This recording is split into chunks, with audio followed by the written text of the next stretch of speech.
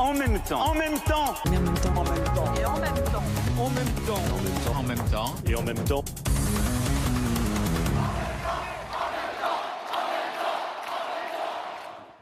Et on poursuit ce et en même temps avec vous, Bernard-Henri Lévy. Où en est l'Europe? Que fait l'Europe face à l'offensive des Turcs face aux Kurdes? Vous avez publié votre dernier numéro de la revue La règle du jeu. Elle s'appelle Looking for Europe. Cherchons l'Europe. C'est précisément la question que j'ai envie de vous poser. Elle en est où, l'Europe? Est-ce qu'elle existe encore quand on voit qu'on est incapable d'arrêter l'offensive contre ceux qui ont été nos alliés dans la lutte contre Daesh? En effet, c'est vrai que je l'ai cherchée pendant des mois et j'avoue que je la cherche encore aujourd'hui parce qu'elle est désespérément absente. La France, par la voix du président Macron, s'est exprimée tôt et le président Macron a reçu d'ailleurs une délégation du Rojava la veille de l'attaque. Enfin, l'Europe en tant que telle est aux abonnés absents. C'est tragique. Or, il y a des choses très concrètes que l'Europe pourrait faire. Lesquelles? Par exemple, les 1000 soldats américains qui viennent d'annoncer leur redéploiement, comme on dit publiquement aujourd'hui. Les États-Unis viennent d'annoncer qu'ils allaient retirer en effet 1000 soldats pour ne pas, être pris en étau entre Kurdes et Turcs. Voilà. Rien que cette phrase est encore une autre infamie, parce qu'en étau, entre les massacreurs turcs et les Kurdes, cette formule est déjà atroce. Mais enfin, ces 1000 soldats et les 2000 soldats américains qui doivent se retirer, imaginez que l'Europe décide de se substituer à ça, à ces 2000 soldats. La France a déjà, officieusement, ça ne se dit pas mais tout le monde le sait, a déjà 200 forces spéciales sur le terrain. Imaginez que chacun des 26 autres pays... Ce que vous dites est véridique, c'est-à-dire il y a 200 forces spéciales françaises à l'heure où on se parle. Je pense qu'il y a, à l'heure où nous parlons, 200 forces spéciales. Envoyées par la France, mais de manière officieuse. Globalement officieuse, au Rojava, et puis il y en a quelques autres au KRG, au Kurdistan irakien. Est-ce que c'est hors de portée de l'Europe, de sa puissance économique, de sa puissance militaire, de ses arsenaux considérables, que chaque pays de l'Europe apporte un contingent de quelques dizaines, quelques centaines, pour constituer, pas pour aller se battre, comme l'a dit Mélenchon hier, mais pour constituer une force d'interposition, pour hisser le drapeau européen, ou pour hisser le drapeau français ou le drapeau espagnol, là où ils seront. Et que la Turquie une zone sache... de protection? Oui. Est-ce que cela calmerait ou empêcherait ou arrêterait? Mais c'est cela qui calmait jusqu'à ce jour maudit d'il y a 3 jours. Ce qui retenait Erdogan, c'était ça, c'est qu'il y avait 2000 soldats américains avec le drapeau américain et qu'il savait que bombarder les positions kurdes aboutissait à bombarder le soldat américain. Et il ne l'a pas fait. Il a attendu que Trump annonce le retrait de ses forces pour avancer. L'Europe pourrait tout à fait, aujourd'hui, se substituer sur les Américains. Alors, est-ce que ça serait une déclaration de guerre à Erdogan? Est-ce que c'est ça qui freine l'Europe? Le fait qu'il le prenne pour une déclaration de guerre? Parce qu'en réalité, s'interposer ne suffira que temporairement. Un jour ou l'autre, il mettra bien à exécution son dessein. On sait que les Kurdes, y compris les Kurdes de Turquie, sont dans son collimateur depuis longtemps et qu'il n'a jamais caché son projet de les exterminer. Mais pourquoi accepterions-nous, nous, patrie des droits de l'homme, Europe des valeurs et des principes et des libertés, pourquoi est-ce qu'on accepterait l'agenda d'Erdogan? Pour l'instant, c'est Erdogan qui nous déclare la guerre. C'est Poutine qui déclare la guerre à l'Europe. Alors la guerre moderne, la guerre par Internet, la guerre par Cambridge Analytica, la guerre par la manipulation des élections, la guerre par aide en sous-main aux partis d'extrême droite européens. Enfin, il ne faut pas non plus inverser les choses, on marche sur la tête. Ce sont eux, Erdogan, Poutine, les Iraniens, qui ont déclaré une guerre sournoise, sourde à l'Europe. On a peur de quoi? Si on vous écoute, on a peur de quoi? C'est à la fois la grandeur et la faiblesse des démocraties que d'être terrorisées, en effet, par les rapports de force. C'est leur grandeur, parce que les démocraties rêvent d'un monde pacifié, d'un monde où les relations seraient fluides et normales. Et puis c'est leur faiblesse, parce que quand elles ont face à elles des États voyous, et aujourd'hui la Turquie...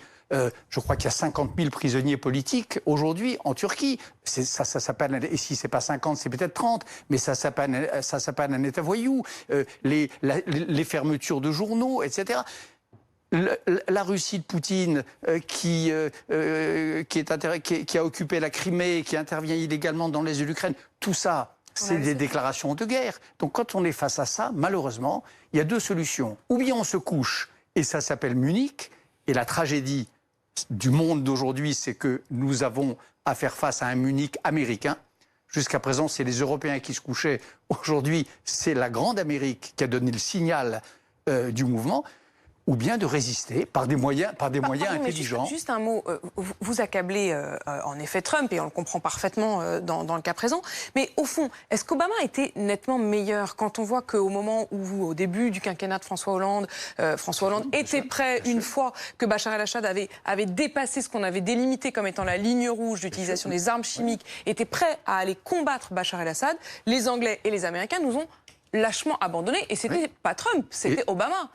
Et c'est à l'honneur de François Hollande, lui, il était prêt, les avions étaient sur la piste de décollage et prêts à aller faire respecter la ligne rouge, en effet.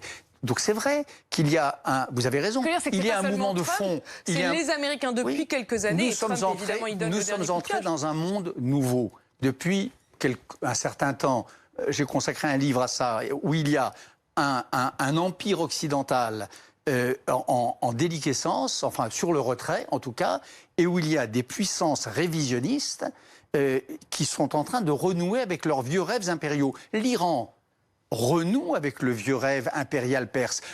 Erdogan, le problème, c'est qu'il a une idéologie, ça s'appelle l'idéologie touranienne. C'est une des idéologies de l'Empire ottoman. De Turquie, quoi. Un pan-turquisme qui irait bien au-delà des frontières de la Turquie. Poutine, c'est pas seulement un bad guy, c'est quelqu'un qui a lui aussi une idéologie qui s'appelle l'eurasisme, qui est un projet alternatif à l'Union européenne. Donc il y a aujourd'hui...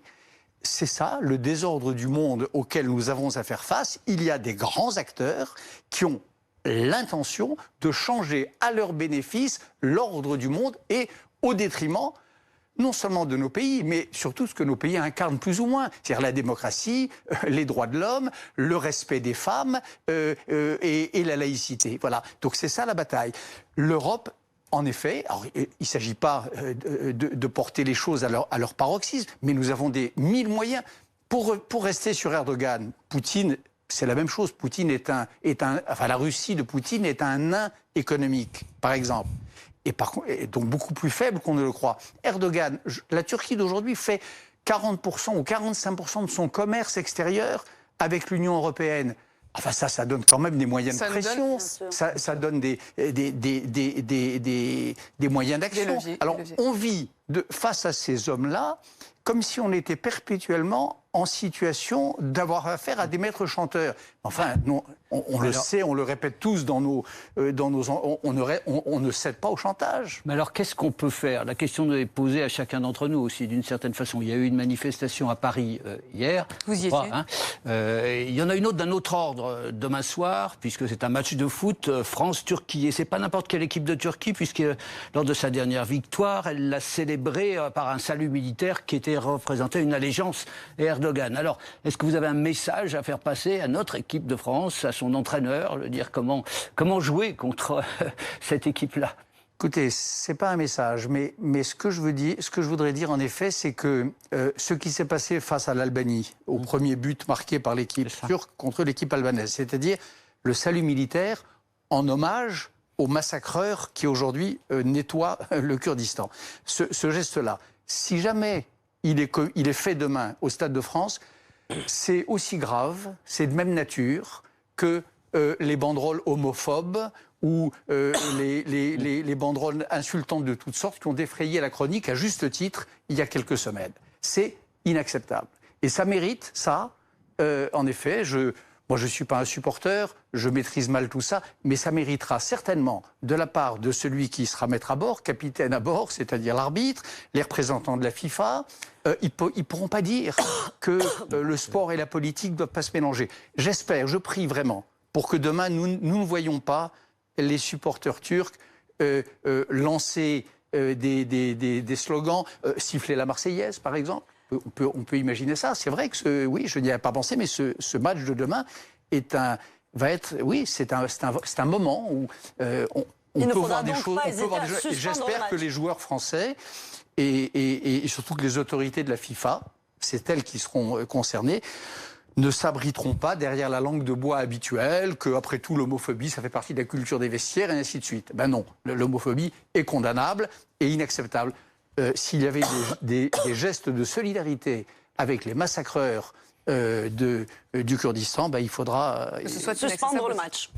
Ah, je pense, oui, je pense que ça, en tout cas, ça me semble valoir suspension autant que les exemples que vous connaissez. Vous vouliez... Non, mais sur cette question du match, est-ce que ça veut dire aussi que les Français doivent se saisir de cette question-là? Alors, bien sûr que les Français doivent se saisir de cette question-là, et puis surtout, pour une fois, se redire une bonne fois pour toutes qu'il faut être fier de ces principes. Je fais le parallèle, par exemple, avec les JO 2024 qui se produiront ici même à Paris. Est-ce que nous aurons le courage, par exemple, à ces JO-là, de dire qu'il faut appliquer la charte olympique, qui est allègrement violée par deux pays, l'Iran et l'Arabie Saoudite, qui appliquent un apartheid sexuel? Le comité olympique international s'était largement mobilisé quand l'Afrique du Sud était un pays d'apartheid et a exclu la délégation d'Afrique du Sud des JO. Alors, nous avons sur notre sol cette manifestation sportive qui doit... Alors, oui, à l'origine, le sport et la politique ne doivent pas être mêlés. C'est d'ailleurs spécifié dans la charte olympique. Mais lorsque le sport devient un levier de propagande politique, il ne faut pas hésiter à sévir. J'espère qu'il ne le sera pas. Et j'espère que s'il l'était, les autorités et les joueurs trouveront le sang-froid d'y répondre. Par exemple, par une minute de silence pour les victimes kurdes qui en ce moment même sont en train de tomber sous les bombes des avions parce qu'ils ont commis un seul crime, enfin deux crimes. Un, d'être kurde, et deux, d'être nos alliés dans la lutte contre Daesh. Bernard-Henri Lévy, sur l'Europe, plus largement, si on s'éloigne du conflit qui se passe là-bas, est-ce que la fragilité de l'Europe n'est pas aussi le reflet de tout ce qui s'est passé ces derniers temps? On est à quelques jours, évidemment, du Brexit, mais... La France elle-même, dont finalement nos partenaires disaient qu'Emmanuel Macron allait être, je me souviens de la une du Time, Macron, the next leader of Europe, sera-t-il le prochain leader de l'Europe? Ce qui s'est passé cette semaine avec le rejet de la candidature française de Sylvie Goulard comme commissaire européen, est-ce que ce n'était pas quand même un risque démesuré, un peu orgueilleux qu'Emmanuel Macron a pris et qui se retourne en humiliation? Ça me paraît une péripétie. D'abord, je ne connais pas bien le dossier et ça me semble une péripétie. Mais ce que je veux dire, c'est est-ce que la position française aujourd'hui est suffisamment solide au sein de l'Europe? Oui, je crois qu'elle est suffisamment solide parce que les convictions sont fermes, parce que la volonté européenne est réelle et parce que le président de la République française est celui qui s'oppose le mieux à toutes les forces de défaisance du projet européen, qui sont les forces populistes d'extrême droite et d'extrême gauche. Aujourd'hui, l'Europe, quels sont ses ennemis? Il y a les ennemis extérieurs, c'est tous ceux dont on parle depuis un moment, et puis c'est les ennemis intérieurs qui sont les partis populistes d'extrême droite et d'extrême gauche en France et ailleurs. Aujourd'hui, on l'a vu aux dernières élections européennes, il y a un mérite qu'on ne peut pas dénier au président Macron, c'est de s'opposer à ça avec vaillance. Un mot sur Orban, que vous avez rencontré, oui. Qu'Emmanuel Macron a rencontré vendredi. Est-ce que celui qui incarne aujourd'hui le populisme au sein de l'Union européenne et qui, au fond, est au sein de l'Union européenne, mais est un des ennemis, comme vous décririez, de l'intérieur. Est-ce qu'il faut quand même discuter avec lui? Comment faire pour essayer de les convaincre? Vous savez, la vraie guerre de civilisation, dont parlait un essayiste de funeste mémoire, aujourd'hui il y en a une. C'est entre les démocrates et ceux qui ne sont pas démocrates. C'est entre les fascistes et les antifascistes. Enfin, les démocrates et les non-démocrates. Ceux qui croient aux droits de l'homme et ceux qui pensent que le droit de l'hommisme est une idéologie dépassée. Ça, c'est la bataille. Dans cette bataille-là, elle est acharnée. Elle est la bataille de notre génération. Il faut, par exemple, essayer... Il y a des pièces dans le jeu qui peuvent bouger. Oui, mais... Je pense que la Hongrie, par exemple... pour des tas de raisons. J'ai en effet passé, je connais Orban depuis 30 ans. Viktor Orban, Premier ministre hongrois, oui. Il est élu, il est choisi par son peuple. Oui.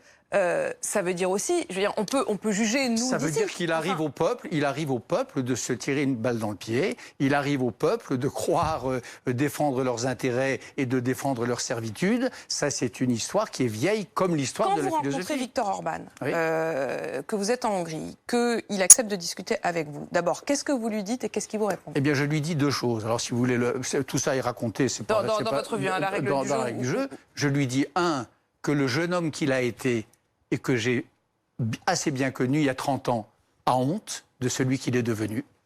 Ça vous paraît un peu naïf, mais enfin, en tout cas, je vous dis la Est-ce que vérité. ça le touche ou est-ce que... J'ai eu l'impression que ça le touchait, oui. De lui dire que le jeune dissident, ardent, anti-stalinien, épris de liberté qu'il était, là où il se trouve encore, dans les limbes des enfants morts, a sans doute honte de cette espèce de brute qu'il est devenu, il me semble que ça l'a un peu touché. Puis la deuxième chose, parce que il y a la naïveté, mais enfin, il y a aussi les intérêts des gens. Je dis une chose très simple. Je venais de rencontrer dans les jours qui avaient précédé des ONG catholiques hongroises, catholicisme est important en Hongrie, qui étaient horrifiées par sa politique vis-à-vis des migrants. Donc je lui ai dit, écoutez, au nom d'abord de mes sentiments européens et puis de cette vague sympathique que nous avons eue il y a 30 ans, je vous préviens, vous êtes en train de vous mettre à dos tous les catholiques hongrois qui sont horrifiés, qui sont habités par quelques principes chrétiens, principes d'hospitalité, principes d'accueil de l'étranger, principes d'humanisme élémentaire. Vous êtes en train de tomber dans les poubelles de l'histoire. Voilà les deux choses que je lui ai dites. Qu'est-ce qu'il m'a répondu? Tout ça est là, il m'a écouté, il s'est défendu. Puis la troisième chose surtout, qui est la plus hallucinante, c'est que cet homme... Et il n'y a pas que lui, d'ailleurs, en Europe de l'Est, qui se sont battus tellement et dont les générations ont versé le sang quand même contre la Russie, contre l'URSS, sont en train de se précipiter, mais vraiment drapeau au vent, sous les griffes de Poutine. Il y a là quelque chose, là encore, dans l'ordre de la servitude volontaire qui est assez extravagant. Donc, la bataille européenne, c'est ça, en effet, c'est tenter d'enrayer cette dérive de l'Europe centrale et orientale, qui est le cœur spirituel et intellectuel de l'Europe. C'est lutter contre l'islamisme radical qui est en train de la miner de l'intérieur, qui tente de la faire exploser. Alors, et c'est lutter contre l'extrême droite. Si on revient en France, cette lutte contre l'islamisme radical, c'était l'un des combats qu'a voulu lancer Emmanuel Macron lors de son discours, Nicolas. Oui, alors il y a quelque chose d'étonnant, c'est qu'il a fait un discours, le président de la République, formidable devant les ambassadeurs, où il évoquait justement longuement ce devoir, au fond, d'humanisme, l'esprit des Lumières, qui devait irriguer, disait-il, toute notre politique. Mais on n'a pas retrouvé cette force, cette bienveillance même, qui était la marque du macronisme, dans son discours à la préfecture de police. Il y a eu beaucoup de réactions troublées à son évocation d'une société de vigilance, notamment, qui s'accompagne d'une absence de vigilance en même temps concernant sa propre action contre l'islamisme, puisqu'on attend toujours son grand discours sur l'islam, on attend toujours la réorganisation de l'islam, son financement, etc., la formation des imams. Donc là, il y a quelque chose qui n'est pas clair pour nous. Je crois que c'est pas clair, enfin j'imagine, parce que c'est compliqué.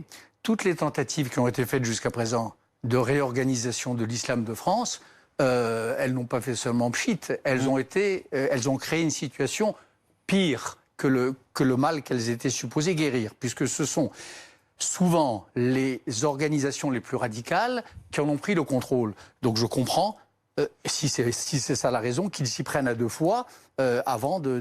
Mais il y a une autre chose qu'il a évoquée dans son discours, qui est la question de l'appel, effectivement, à une société de vigilance, savoir repérer, je le cite, à l'école, au travail, dans les lieux de culte près de chez soi, ces petits gestes qui signalent un éloignement d'avec les lois et les valeurs de la République. Oui. C'est quoi ces gestes et que faire ? Écoutez, il y a deux choses qu'il faut vraiment tenir en même temps. Encore une fois, d'abord, il ne faut pas oublier, il me semble, que la très grande majorité des musulmans de France n'ont rien à voir... Est-ce qu'il n'y a pas un risque, d'ailleurs, de ce point de vue-là, d'une sorte de société de la délation ou du rejet de l'autre ? Attendez, déjà, il y a un risque de les décourager. C'est-à-dire qu'en étant trop indulgents avec l'islamisme radical, il y a un risque de décourager, de démoraliser tous ceux des musulmans dans le monde, et en particulier en France, qui, eux, sont amis des Lumières, amis de la laïcité, etc. Deuxièmement, c'est vrai que cette histoire de repérer les signaux faibles, c'est à double tranchant. Bien sûr que on ne peut pas s'installer dans une espèce de surveillance générale, de panoptique absolue, où chacun aurait l'œil sur son... On est déjà assez là-dedans avec les réseaux sociaux.